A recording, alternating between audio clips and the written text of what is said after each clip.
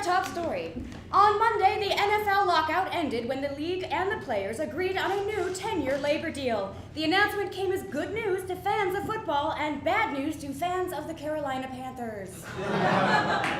Donald Trump is urging Republicans not to raise the debt ceiling and to let the U.S. default. Because after the U.S. stops paying its bills and declares bankruptcy, it can finally marry a supermodel and get its own reality show on NBC. The FAA was forced into a partial shutdown this week when a divided Congress was unable to pass a spending bill. Commented an air traffic controller. A partial shutdown? Great! Where am I supposed to sleep now? At home? I don't think so. I'm also drunk.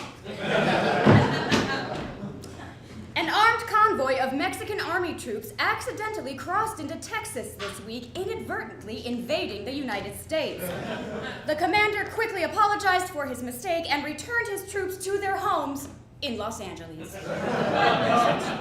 CNN's Piers Morgan came under fire this week after a video from 2009 resurfaced in which he appears to admit to phone hacking when he worked for Rupert Murdoch.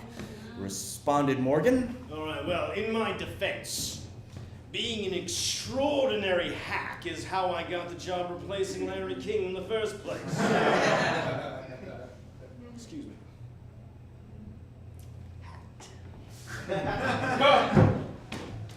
A riot broke out in Hollywood on Wednesday night at the screening of the electronic music documentary Electric Daisy Carnival Experience. However, riots are expected to be much worse this weekend at every single screening of The Smurfs.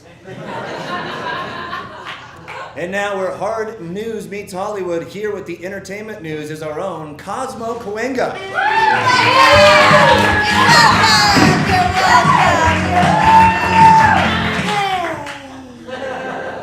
Alex Trebek snapped his Achilles tendon on Wednesday while chasing down a woman who broke into his hotel room. Trebek was upset because the burglar didn't steal things in the form of a question.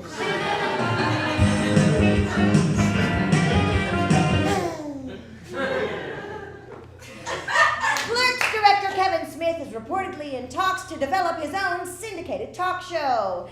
The show will require 2 time slots.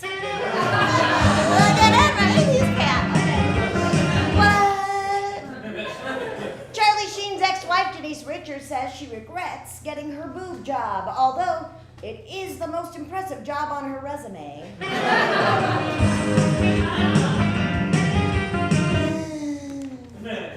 And finally, Kevin Spacey turned 52 on Tuesday. He blew out the candles on his birthday cake, but he didn't admit that he was blowing them. You're welcome!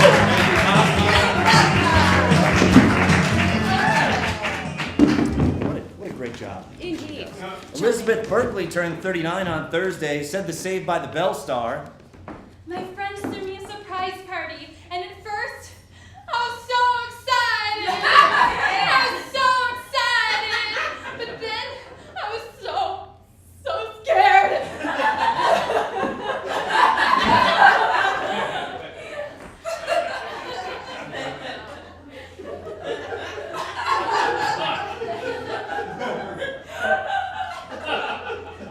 A new study proves that elephants have highly developed social networks, especially since they finally stopped using MySpace. In a new survey, 50% of men say they would ditch a significant other who gained weight. Unless the weight, of course, is gained in the boobies. Lick them, I like to touch them. I like them big. Really? You're all class, Damien. Walmart has started streaming movies on its website. Responded a hipster. Great. Now Walmart's going to put out of business all the mom and pop movie streaming websites. I just hope my own personal favorite movie streaming website in Silver Lake doesn't go under. It's called Betamax.com. It's ironic. You probably don't get it. A new study from Australia proves that the more men masturbate, the less likely they are to get prostate cancer. Which means I have negative prostate cancer. Sorry. A study by 2 psychology professors determined that the saddest movie of all time is the film The Champ, made in 1979. Responded Ryan Reynolds. That's interesting. I think that the saddest movie of all time is the 2011 movie, The Green Lantern.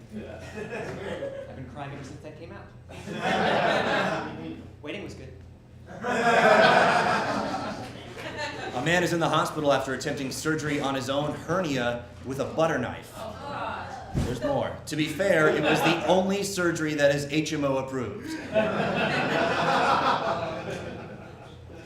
On Monday, the company that brought us the BlackBerry, Research in Motion, or RIM, announced it was cutting back on executive positions.